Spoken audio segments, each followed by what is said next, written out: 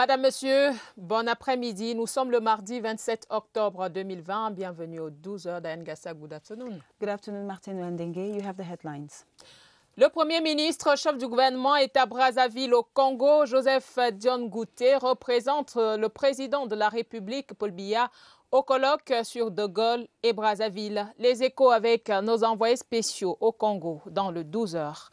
Drame de Kumba, la mission interministérielle est sur le terrain. Agenda détaillé de leur visite à suivre. Les voix s'élèvent sans cesse pour condamner cet acte inqualifiable. Nous vous proposons quelques réactions des Camerounais d'ici et d'ailleurs en cours de journal. Et puis, en page magazine, zoom sur un lait de toilette à base de choux rouges. L'innovation est celle d'un Camerounais, Christian Gann. Ce sera vers la fin du 12h. Voilà pour les titres, Madame, Monsieur.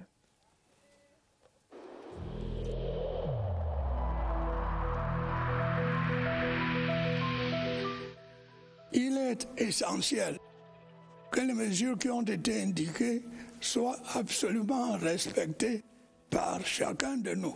Lavez-vous régulièrement les mains à l'eau et au savon ou à l'aide d'un gel hydroalcoolique. Restez à au moins 1 mètre de distance des autres personnes, surtout si elles toussent, éternuent ou ont de la fièvre. Si vous avez de la fièvre, de la toux ou des difficultés à respirer, consultez un médecin.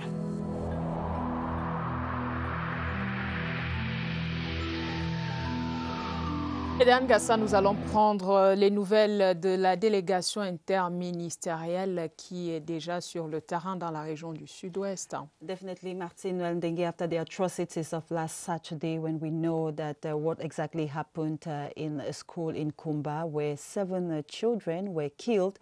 An interministerial delegation is en route to Kumba. So far, the reporters in the field are telling us that they are probably in Boya. Ebenezer Akanga has the details. He will be telling us exactly where they are and what the mission is up to. Hello, Ebenezer. On its way to Kumba, the members of the interministerial mission, led by Paul Atanganji, made a stopover in Boya. The members of the interministerial mission were welcomed on the esplanade of the Southwest Governor's Office by the governor and his close collaborators. The 3 members of government held a closed-door working session with the governor of the Southwest region, Bernard Okalabilai, the commander of the 2nd Joint Military Region, Brigadier General Benoit Bedi, the commander of the 2nd Gendarmerie Region, Brigadier General Ntungwe Elias, and the Inspector General at the General Delegation for National Security, Police Commissioner Jean-Marie Vogo.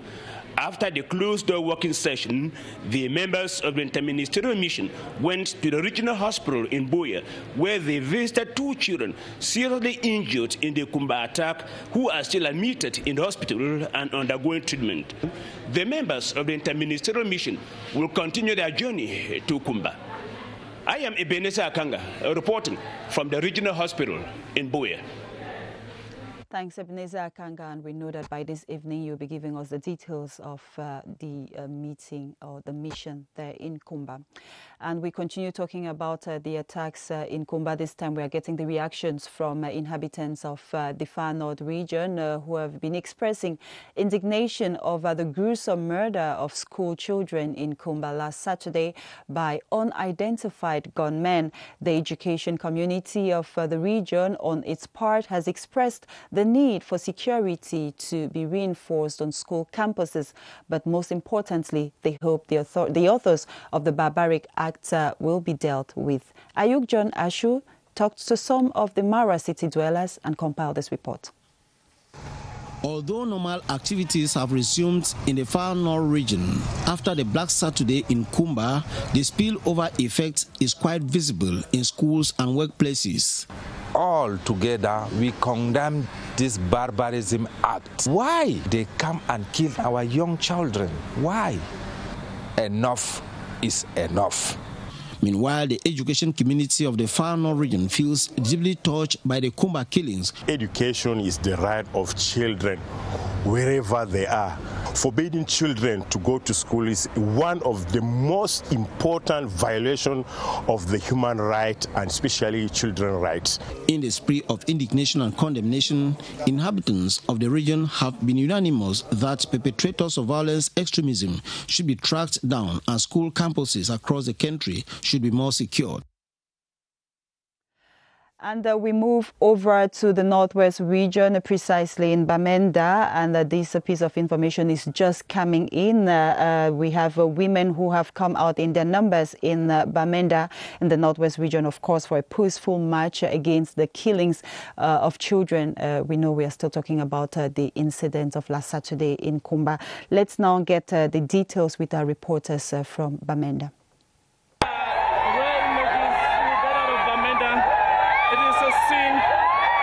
Expressing their views. They say the crisis is enough. They cannot more contain it. They say the killings, the torturing, the kidnappings have left many of their children in despair. They're looking forward to a quick solution to the stalemate, and they say that should come as fast as possible.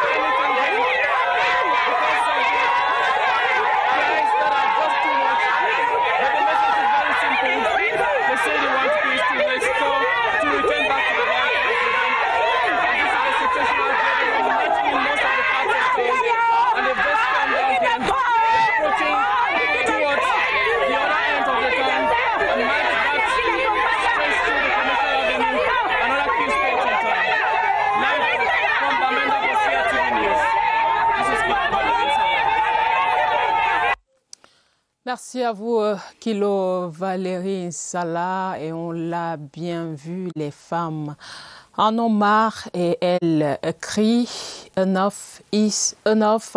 Nous allons certainement revenir sur cette marche dans nos prochaines éditions d'information. Madame, Monsieur, c'est le 12h sur les antennes de la CRTV, toujours en rapport avec le drame de Kumba. La délégation interministérielle en route vers cette localité dans le sud-ouest est déjà à Buea. L'équipe composée de 3 membres du gouvernement et des responsables des forces de défense et de sécurité est conduite par le ministre de l'administration territoriale, Paul Atangandji. Sur l'agenda de cette mission interministérielle, nous tentons de joindre Augustin Guizana, l'envoyé spécial de la CRTV. Augustin, bonjour. Bonjour Martine Noël Ndengue, bonjour Diane, bienvenue à l'hôpital régional de Buea où 2 élèves attaqués par des sécessionnistes samedi dernier ont été évacués et en ce moment c'est la visite de la délégation interministérielle conduite par le ministre de l'administration territoriale Paul Atangandji. Tous sont donc venus au chevet de ces blessés ainsi que pour réconforter de ces enfants-là. Et donc c'est une mission interministérielle qui va se poursuivre jusqu'à Kumba pour évaluer ce qui s'est réellement passé samedi dernier. Évidemment, réconforter et rassurer la communauté éducative de cette partie du Cameroun que l'État fera tout pour que l'année 2020-2021 soit un succès dans cette partie du Cameroun. En direct de l'hôpital régional de Buea, Augustin Guizana pour le 12h. Comme nous vous l'annoncions, nous continuons de faire le tour du Cameroun pour prendre les réactions, celles des condamnations de l'acte barbare qui a coûté la vie à pas moins de 7 enfants à la Mother Francesca Bilingual Academy à Kumba. Et nous allons dans la région Château d'Eau du Cameroun, Ngaoundéré, avec nos correspondants là-bas sur place. Les populations de la Damawa se sont réveillées ce lundi, toujours choquées et dans les mois. Tous sont unanimes. L'acte mené par les terroristes à Kumba en s'en prenant aux enfants est tout simplement impardonnable. C'était vraiment horrible, c'est inhumain. Je ne sais pas comment des êtres humains peuvent s'attaquer aux enfants. J'ai pleuré toute la journée de samedi. Vraiment, j'étais inconsolable. L'indignation est d'autant plus grave que ces enfants ne demandaient qu'à aller à l'école. Ceci pour une relève sûre de la nation. Les interpellations des populations vont à l'endroit du chef de l'État qui doit tout mettre en œuvre pour que justice soit rendue. Ils ont très mal fait de tuer le Cameroun de demain. Vraiment. Si le chef de l'État pouvait mettre ces billes-là en marche jusqu'à ce qu'on cherche les gens là jusqu'à trouver. Vraiment, ça fait mal. En tant que parent, j'ai mal. C'est des inhumains. Nous sommes dans un pays où depuis des années, nous avons vécu dans la paix. Ces enfants qu'on a tués ont le droit d'aller à l'école. Que le gouvernement poursuive ces gens. Un lundi paralysé en Gaoundéré où les populations n'ont pas trouvé le moral pour vaquer en tout. Tout comme le reste de la population dans le nord, scrute l'horizon avec le plein espoir d'un retour rapide et définitif à la paix dans les régions en crise. You're watching the Midday Bilingual Newscast on the CRTV. And on to something else, the president of the Association for the Promotion of Democracy, Economic, Social Development and Human Rights is in Cameroon, and they've been organizing a press conference. Our reporter Alice Mbe was part of the conference and spoke with the member, one of the members, Karing Chebe. Let's have the excerpt of his interview. Faced with the state of affairs, we cannot remain silent, let alone indifferent to such situations which cause deep pain to the families of the victims, undermine the peace and development of our country, and which tarnish the image of mark of our nation. Perpetrated by criminals is to serve their selfish interests. We also wish to express to the families of the victim our heartfelt condolence. In addition, we invite non-governmental organizations and other actors of civil society, as well as the international community, to act against this cruelty of secessionist terrorist bands, so that justice is rendered to these victims and that peace return in the two regions.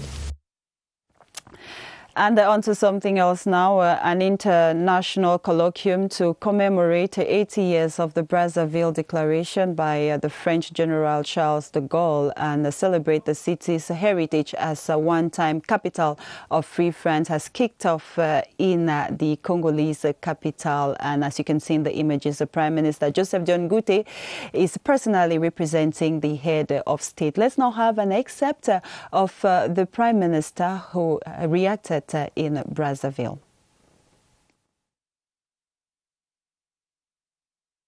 Back to that except Martin Well, maybe we'll continue in the French. We'll definitely have the except of Prime Minister Joseph John Gute, who is personally representing the head of state in the colloquium in Brazzaville, Congo. L'occasion nous est donnée de rappeler le rôle que l'Afrique en général, mais en particulier l'Afrique francophone et l'Afrique centrale, ont joué pour l'édification d'un monde plus juste, plus équitable. Un monde dépouillé de toute emprise tutélaire et soucieux de la préservation et de la promotion du patrimoine culturel africain. Il s'agit là sans doute des valeurs fondatrices de nos sociétés précoloniales qui ont servi de substrat à la formation de notre jeune État. Ces valeurs ont aujourd'hui une résonance toute particulière au moment où l'on assiste de plus en plus à la résurgence des idéologies obscurantistes et réactionnaires. Je veux parler du racisme, de la xénophobie, de l'intolérance religieuse, du repli identitaire, qui sont en total déphasage avec les exigences d'interdépendance et de solidarité qui caractérisent le monde moderne d'aujourd'hui. Dans un tel contexte, nous étant l'obligation de préserver, de chérir et de promouvoir les valeurs qui constituent le fondement de nos sociétés. C'est du reste un impératif catégorique de notre survie commune et le gage de la résilience de notre continent face aux multiples défis auxquels il est confronté, à l'instar de la dépression économique, des conflits armés ou plus récemment de la crise sanitaire liée à la maladie du coronavirus.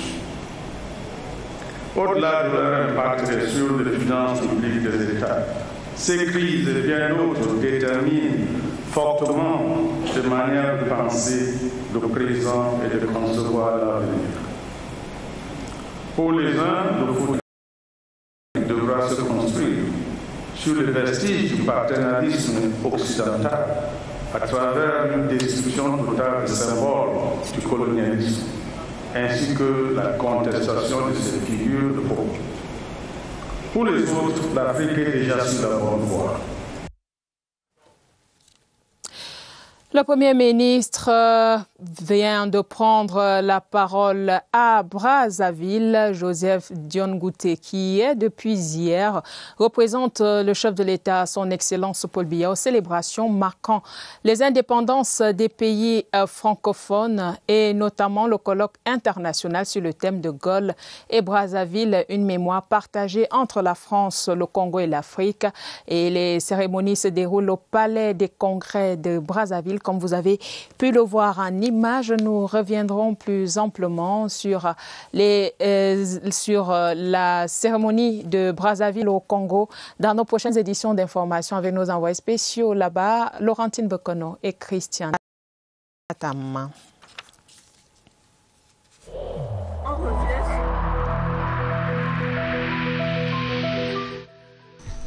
The wearing of face masks in public places will be mandatory until further notice.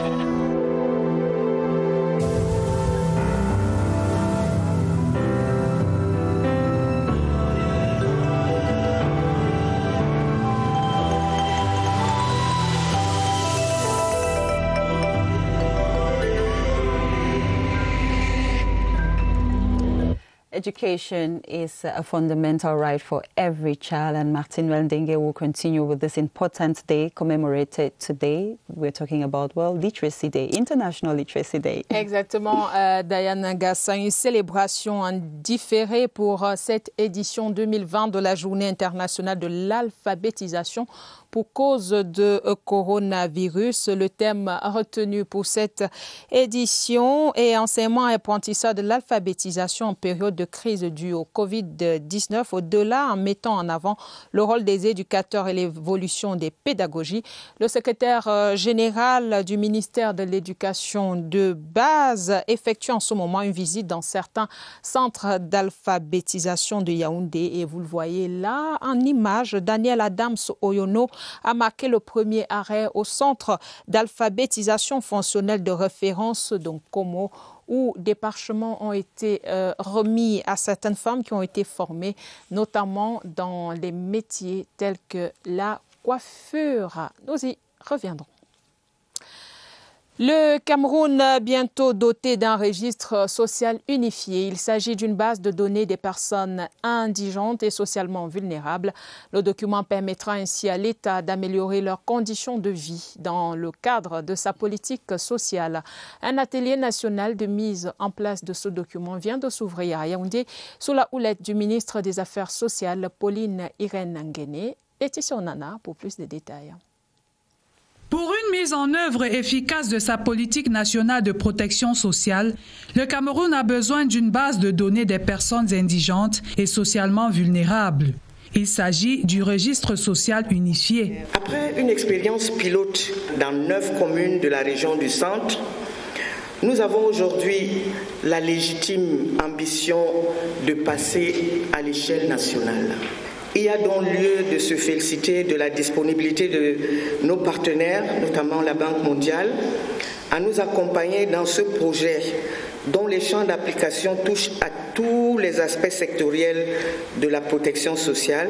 Les pays, à l'instar du Togo, ayant déjà adopté ce document, partagent leurs expériences en vue de l'adoption d'une feuille de route pour sa mise en place au Cameroun. Il y a plusieurs méthodologies actuellement. Il est question de mettre tout cela ensemble pour avoir une seule méthodologie qui permettra donc d'aboutir à une seule base de données que tout le monde pourra utiliser. Ce répertoire des couches défavorisées servira de réservoir aux autres acteurs nationaux et internationaux qui œuvrent à l'amélioration des conditions de vie des populations camerounaises. Et vous avez vu en image aux côtés du ministre des Affaires sociales, le ministre de la promotion de la femme et de la famille, Marie-Thérèse Abnaoundoua, qui préside en ce moment même une cérémonie de dénonciation et d'indignation des femmes face au massacre des enfants à Kumba dans la région du Sud-Ouest. Les femmes de toutes les couches sociales sont présentes pour dénoncer cet acte de barbarie. Nous y reviendrons avec nos reporters qui sont nos yeux et nos oreilles là-bas, Béatrice Losamba et Agnès Solange à Besselo. On parle politique à présent, maturation des projets d'investissement public. Le comité interministériel en charge de l'examen des dossiers se forme à l'usage du manuel de normalisation. Secrétaires généraux de ministère et directeurs généraux de l'administration centrale passent en revue ce document. Cyril Kingembepe nous en dit un peu plus sur l'objectif de cette formation. Le manuel de normalisation et de maturation des projets d'investissement public est disponible depuis 2018.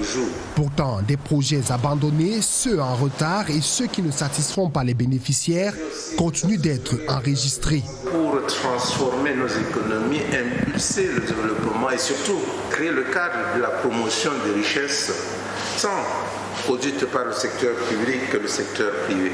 Poursuivre avec beaucoup plus de rigueur dans la préparation, dans l'exécution, dans le suivi d'évaluation et le retour d'expérience en matière d'investissement. Ces 5 dernières années, le budget d'investissement public est passé de 1300 à 1500 milliards de francs CFA. Mais sur le terrain, l'on ne perçoit pas encore son impact. Nous ne réussissons pas toujours parce que nous sommes généralement en retard. Et le retard est le début de l'échec. D'où l'importance que je voudrais accorder à cette rencontre. Cette rencontre des experts au niveau central a été précédée de rencontres départementales et régionales. Objectif, améliorer la qualité de la dépense publique au Cameroun. Experts charged with examining files in the maturity of public investment projects have begun meeting in Yaoundé in their first interministerial meeting. The technical experts are examining, amongst other issues, files of tenders for contracts as well as contracts, respect of deadlines on awarded contracts. And of course, our reporters will be coming back to this piece of information. Municipal councillors at the Yaoundé City Council have been meeting in a 2-day training on local governance. Today, participants will be schooled on the rights, duties and responsibilities of municipal councillors vis-à-vis the law regulating decentralization in the country. At the end of the gathering, attendees will be expected to make proposals in relation to what they have been taught. The event, which ends tomorrow, is being presided over by the Minister of Decentralization and Local Development, Georges Elanga Obam. And of course, we'll be giving you the details in our subsequent editions. Martin Wendenge, you continue with something else still in the Center region.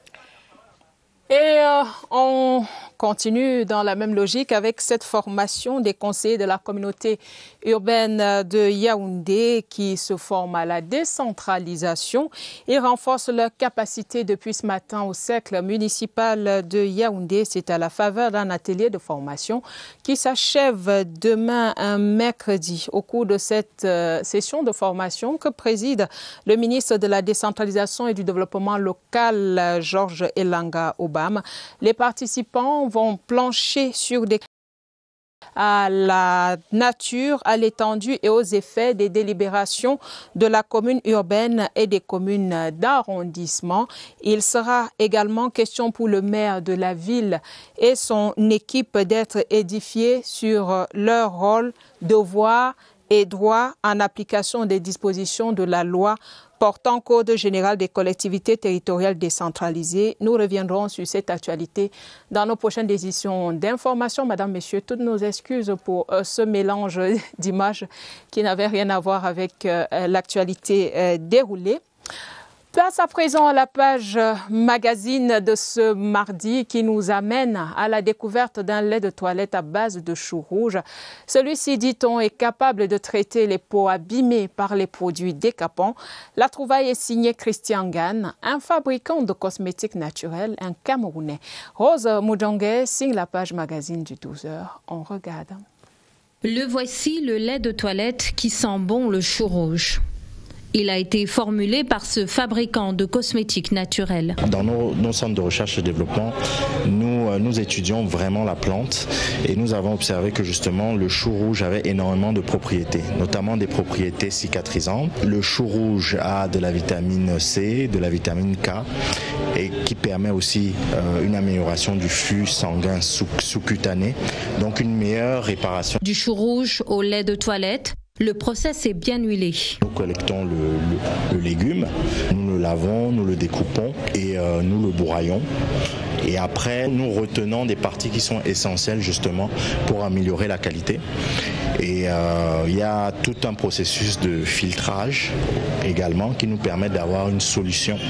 Et c'est cette solution complétée par un certain nombre d'ingrédients que nous allons intégrer à la formulation pour pouvoir fabriquer le lait de toilette. Christian Gan a également mis au point une lotion à partir de ce légume-feuille de la famille des crucifères. Le process de la lotion n'est pas le même, mais cette couleur est naturelle. Mais lorsqu'on fabrique un lait de toilette, il y a beaucoup d'ingrédients qui rentrent en ligne de compte et qui altèrent justement la couleur. Et c'est pour ça que vous ne voyez pas de lait tout rouge. Ce spécialiste de la cosmétique naturelle propose aussi des soins hydratants à base de concombre et de beurre de karité. Ça peut être du karité citron, lait au beurre de cacao, lait hydratant, lait éclat, au coco, revitalisant au concombre, hydratant à l'aloe vera. Après ces traitements pour la peau, Christian Gan compte s'attaquer prochainement aux produits pour cheveux. And as with that feature that we put an end to this newscast, but before going, ladies and gentlemen, Martin Wandenge, we heard the sad news early this morning. CRTV has been hit hard again. We've lost one of our senior colleagues. Mireille Lambeau, iconic presenter of the 3 p.m. newscast on radio, national radio, and the 7:30 newscast, died early this morning in Yaoundé. And it's the whole house which is deeply touched by this news. Et on va adresser les condoléances du 12 à la famille si durement éprouvée et à toute la maison CRTV. Diane Gasson se retrouve demain avec le même plaisir. See you tomorrow.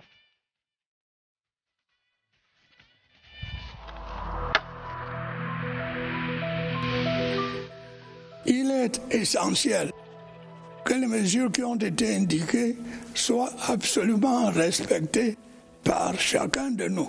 Lavez-vous régulièrement les mains à l'eau et au savon ou à l'aide d'un gel hydroalcoolique. Restez à au moins 1 mètre de distance des autres personnes, surtout si elles toussent, éternuent ou ont de la fièvre. Si vous avez de la fièvre, de la toux ou des difficultés à respirer, consultez un médecin.